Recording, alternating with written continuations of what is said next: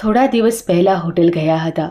મેં અને મમ્મી બંને નક્કી કર્યું હતું કે આજે બહાર જમવાનું થોડી મજા કરીએ.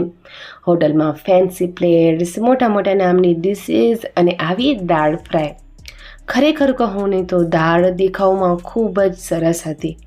જ્યારે એક ચમચી મોઢામાં નાખીને તો મેં હળવા હાસ્ય સાથે મમ્મી સામે જોયું અને મમ્મી બોલી કે અરે આ તો એ જ દાળ છે જે આપણે ઘરે બનાવીએ છીએ. ઘરે આવી 2 દિવસ પછી એ જ દાળ ટ્રાય કરી, ચણાની દાળ ફ્રાય.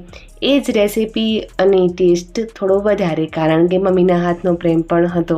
તો જો તમને પણ આ દાળ ફ્રાય બનાવવી હોય ને તો પરફેક્ટ રેસ્ટોરન્ટ સ્ટાઇલ જેવી જ એકદમ વઘાર નાખવાની રીતથી લઈ અને દાળના પરફેક્ટ માપ સુધીની બધી જ ડિટેલ રેસીપી મેં આ વિડીયોમાં તમને આપી છે. જો તમને ડિટેલ વિડીયો જોવો હોય તો ટાઇટલ પાસે ડિસ્ક્રિપ્શન બોક્સમાં છે.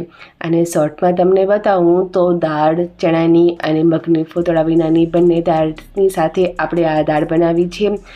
વઘાર નાખવાની રીત એકદમ સરળ છે. જો ઉપરથી તમે થોડો પણ તડકો નાખો ને તો દાળ એકદમ ટેસ્ટી અને ડિલિશિયસ બનીને રેડી થઈ જશે. તો ચોક્કસથી ટ્રાય કરજો આ રેસીપી. અને તમને કેવી લાગી એ મને કોમેન્ટ કરીને બતાવો.